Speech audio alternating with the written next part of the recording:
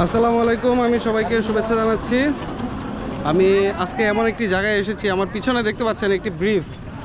এই ব্রিজটি কিন্তু বেশি দিন হয় নাই, খুব কম সময়ের মধ্যে এই ব্রিজটি হয়েছে। এই রাস্তাটা তারাবো বিশ্ব রোডের পরে যে বরাবর স্ট্যান্ডটা রয়েছে, এই স্ট্যান্ডের যে রাস্তাটা এখানে এসেছে এই বেড়িবাঁধ পর্যন্ত, এই বেড়িবাঁধের সাথে কিন্তু এই ব্রিজটি কিন্তু সংযুক্ত করেছে। তো আপনারা জানেন যে লাগাতার বৃষ্টি হওয়ার কারণে পুরো এলাকা কিন্তু পানিতে তলিয়ে গিয়েছিল। সেই সুবাদে এলাকার মানুষ এই জলাবদ্ধতায় ভোগার কারণে দেখতে পাচ্ছেন যে এইখানে পানির যে জলাবদ্ধতার যে নিরসনের জন্য যে এখানে পানির পাম্প লাগানো হয়েছে, এই পাম্পের মাধ্যমে এই জায়গার থেকে পানিগুলোকে সেচের মাধ্যমে বেড়িবাঁধের অপর সাইডের নদীর সাইডগুলোতে আপনার ট্রান্সফার করছে। দেখতে পাচ্ছেন এই দেখতে পাচ্ছেন সম্পূর্ণ ময়লা পানি। এই পানিগুলা খুবই বিষাক্ত। এই পানিগুলাই সম্পূর্ণ বেড়িবাঁধের এই সাইডে ট্রান্সফার করে দিচ্ছে, যাতে এলাকার মানুষ যাতে জলাবদ্ধতা না ভোগে, পানি দ্রুত যাতে পয় নিষ্কাশনটা হয়। আমার সামনে একটি দোকান আছে, ওনাদের সাথে একটু কথা বলি। আসসালামু আলাইকুম। আপনাদের এখানে দেখতে পাচ্ছি যে এই এলাকার মানুষ বৃষ্টির কারণে জলাবদ্ধতায় ভুগছিল। এখন দেখতে পাচ্ছি যে পয় নিষ্কাশনের একটা ব্যবস্থা চালু হয়েছে। এটা কয়দিন ধরে? এটা প্রায় 1 মাস মতো হইব। 1 মাসের মতো হবে। হ্যাঁ। তো এরকম কি এই একটাই না আরো? একটাই, আটটা সামনে আছে, এটা বদ্ধ, এটা নষ্ট হয়েছে গা। হ্যাঁ হ্যাঁ এখন আপনার যেটা রাখলাম সুইচগেট, হ্যাঁ হ্যাঁ মূল সুইচ গেটটা যেটা মূল সুইচগেট যেটা মেশিন নষ্ট হ্যাঙ্গার যে পাম্পগুলো আছে, এই পাম্পগুলো যদি ঠিক করে সুইচ গেট যদি তো ঠিক করে এই অবদার মধ্যে গেলে তো লাগে না। এটা হচ্ছে অস্থায়ীভাবে দেওয়া হয়েছে। অস্থায়ী। আচ্ছা আচ্ছা। আর সপ্তাহে আপনার ক্ষতি করে ওই রূপসি ওদিকে যে ডাইং মেল গিলি আছে, ডাইং মেলের পানি গিলি সরকার এটা পথে করতে ডাইং মেল তো মেলের পানি ফালাই তো বন্ধ করে। দেখতে পাচ্ছি পানি খুবই গন্ধ, দুর্গন্ধ এবং নোংরা। ডাইংয়ের পানি গিলি এই সম্পূর্ণ ডাইংয়ের পানি। আপনি এই চকটা দেখতেছেন, এই চকটা পুরাটা দীর্ঘ 12-14 বছর ধরে এটা কেউ ফসল করতে পারে না।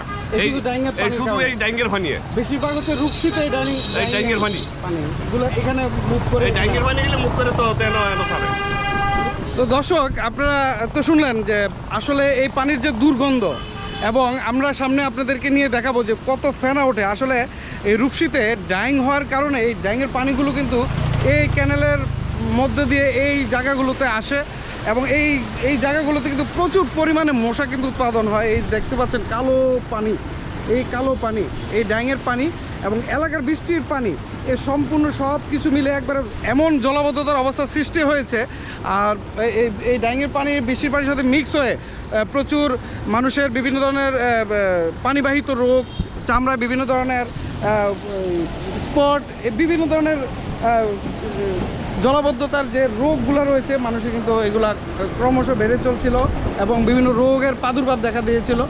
এখন এই যে অস্থায়ীভাবে মেশিনটা স্থাপন করেছে, এই মেশিনের কারণে এই পানিগুলো আস্তে আস্তে পয় নিষ্কাশন করছে। মূল পয়েন্টটা রয়েছে, সেই পয়েন্টে কিন্তু এখন এই মেশিনগুলো বন্ধ হওয়ার কারণে আজকে এই অস্থায়ীভাবে এই কাজগুলো করছে। তো আপনাদের এখানে শুধু কি রূপসিতে ডাইং আছে না আরো অন্য কোথাও আছে? আরো রূপসি আছে, গাউসিয়া আছে, রূপসি প্লাস গাউসিয়া। ওই সাইডে যে তো ডাইং মেল গেলি, ডাইং মেলের পানি গেলি সম্পূর্ণ পানি গেলি তো ওইটা সারে। আর না এটা শুকিয়ে যায়। হ্যাঁ, ওই ডাইংয়ের পানি এই বন্ধের মধ্যে যা আছে পরে 7 থেকে 800 বিঘা জমি পানি চলে।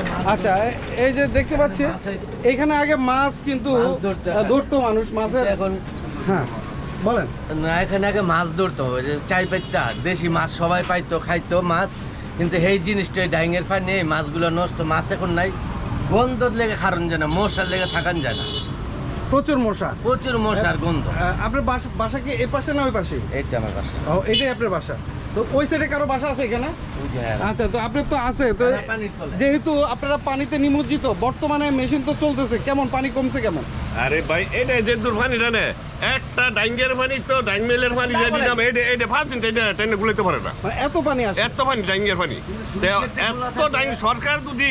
সরকার যদি দয়া করে এই ডাইং মেলের পানি গেলি তো ফালাল যদি তো বদ্ধ করতো, তাইলে এই সাইডে মাছ গেলি তো জনপদ থেকে বাঁচতো।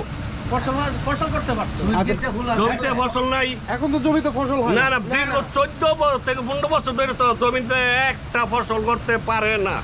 আচ্ছা, তো এই যে আপনারা তো দীর্ঘদিন এইখানে আগে তো এরকম সিচুয়েশন ছিল না, এখন এই কত বছর ধরে এই যে ডাইং এর এই অবস্থাটা আপনারা কি জানেন? বললাম না 12 থেকে তো 15 বছর ধরে, 12 থেকে 15 বছর। 15 বছর ধরে এই ডাঙ্গের পানি এই নদী থেকে এই যে একটা সমিতিকারা এটা 2 লাখ 2.5 লক্ষ টাকা তো বেচা কিনে এটা ওদের বোয়াল মাছ, গজার মাছ, রুই মাছ, সব ধরনের মাছে পাওয়া সব যায়। ধরনের মাছ হয়তো এই ডাঙ্গের পানি সরকার যদি এইটার পদক্ষেপ নেক আগে এই ডাইং বদ্ধ করো, ডাইং হ্যাঁ একটা পুষ্টিন করে এই পানি তো ডেভেলপ করে করো। আপনাকে অসংখ্য ধন্যবাদ আপনাকে। আমরা দর্শক, এই যে ওনার কথা অনুযায়ী যে অত্র এই বেড়িবাঁধ এলাকা টোটাল যাতে নদীর পানি যাতে এই এলাকাতে না ঢুকতে পারে, বেড়িবাঁধ দিয়ে পুরো এলাকাটাকে কিন্তু কভার করা হয়েছে। কিন্তু এই বৃষ্টি হইলে বিশেষ করে বর্ষার সিজনে এই এলাকা কিন্তু পানিতে নিমজ্জিত হয়ে যায়। পানির পয়ঃনিষ্কাশনের যে কাজগুলো করার দরকার তাদের মেশিন নষ্ট বিধায় এখানে অস্থায়ীভাবে তারা আজকে এখানে মেশিন স্থাপন করেছে। তো লোকের ভাষ্য অনুযায়ী, এখানকার স্থানীয় যে যারা আছে তাদের ভাষ্য অনুযায়ী যে এখানে যে ডাইং মেল রয়েছে, ডাইংয়ের যে পানি এত প্রচুর পরিমাণে ডাইংয়ের পানি কিন্তু এই খাল দিয়ে কিন্তু প্রবাহিত হয়। তো এই ছোট মেশিনের মাধ্যমে পুরো এলাকার জলাবদ্ধতা প্রপারলি নিয়ন্ত্রণ করা সম্ভব না। তো ওনাদের দাবি হচ্ছে এই ডাইং মেল বন্ধ করতে হবে এবং দূষিত পানি রোধ করতে হবে। এলাকার কৃষি ব্যবস্থা কিন্তু হুমকির মুখে পড়েছে। এখানে আজকে বছরের পর বছর কিন্তু কৃষি কাজ হচ্ছে না এই ডাইং মেলের দূষিত পানি, বিষাক্ত পানির কারণে। আর এই পানির কারণে বিভিন্ন মানুষের রোগ দেখা দিয়েছে, বিশেষ করে পানিবাহিত চামড়া জাতীয় রোগ যেগুলো রয়েছে এই ডাইংয়ের পানির কারণে মানুষ ক্ষতিগ্রস্ত হচ্ছে। এবং স্কুল কলেজ পড়ুয়া যে স্টুডেন্টরা রয়েছে যারা স্কুলে যায়, এই বৃষ্টির কারণে পুরো রাস্তা কিন্তু তলিয়ে গিয়েছে এবং এই ডাইংয়ের পানি মিশ্রণের কারণে এই স্কুল কলেজের বাচ্চারা কিন্তু ক্ষতিগ্রস্ত হচ্ছে। অবশ্যই সরকার সেই দিকে নজর দিবেন এবং এই ডাইং মেল যাতে বন্ধ হয় এবং কারা এই ডাইং মেল পরিচালনা করছে এই টোটাল প্রক্রিয়াটাকে অনুসন্ধান করে অবশ্যই সরকার এটা কার্যকর পদক্ষেপ নেবেন। আর এই সামনে আমি আপনাদেরকে দেখাচ্ছি যে এটা হচ্ছে বেড়িবাঁধ, রাস্তার উন্নয়নের কাজ চলছে। টোটাল দেখতে পাচ্ছেন যে ইটের সোলিং দিয়ে রেখেছে, এখনও পাকা করে নাই।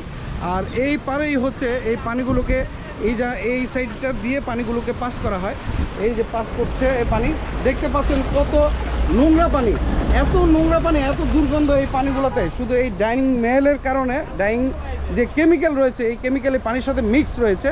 আর এই মিক্স কেমিক্যালের কারণে আজকে দেখতে পাচ্ছেন যে কি প্রচুর পরিমাণে এই জায়গাগুলা এই যে পানি যে এখানে দিচ্ছে দেখেন, এটার চারপাশে যে কচুরিপানা কিন্তু জ্বলে গেছে, এত খারাপ পানি। এই যে পানিগুলো এখন নদীর এই বেড়িবাঁধের এই সাইডে পাস করছে, এই পাস করার কারণে কিন্তু এই দেখতে পাচ্ছেন এই দূরে পুরো জায়গাটা কিন্তু কৃষিকাজ হতো, এক সময় এই পুরো জায়গাটা কৃষিকাজ হতো। আর এই যে এখন পানিগুলোকে এই পাস করছে কারণ উপায় নাই, ওই সাইডে যে পয়েন্টটা রয়েছে টোটাল মেশিন বন্ধ হয়ে রয়েছে। স্থায়ীভাবে অস্থায়ীভাবে এখানে তারা পয় নিষ্কাশনের একটা ব্যবস্থা এখানে করেছে, কিন্তু করলে কি হবে, এই যে দূরে গ্রাম রয়েছে, বাড়িঘর রয়েছে, তারা এখানে কৃষি কাজ করতো, এখন এই কৃষিও কিন্তু বন্ধ, কৃষিও বন্ধ হয়ে যাচ্ছে। এই ডাইংয়ের পানি যেখানেই গিয়েছে সেখানে আর কৃষি হয় নাই।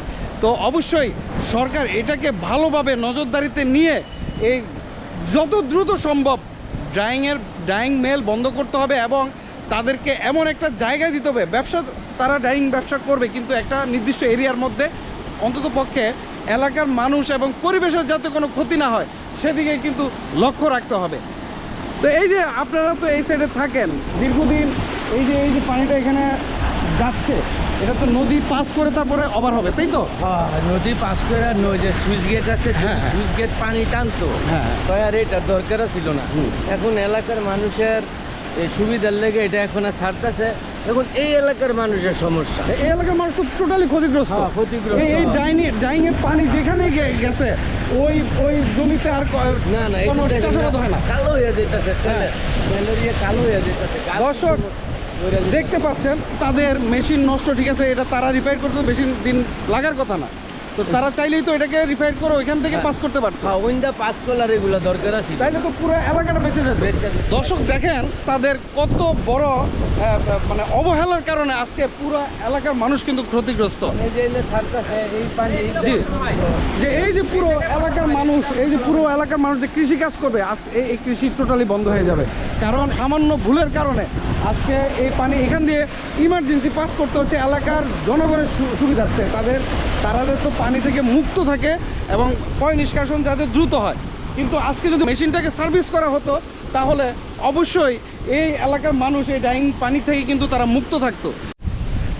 দর্শক আপনারা দেখলেন এতক্ষণ এই যে ডাইং মেলের যে পানি, সে পানিতে পুরো এলাকা কিন্তু ক্ষতিগ্রস্ত হচ্ছে। যদিও বেড়িবাঁধের ভিতরে মানুষ বৃষ্টির পানিতে খুবই কষ্ট পাচ্ছে, আর এই কষ্ট পাওয়ার কারণেই তাদের মেশিন বন্ধ।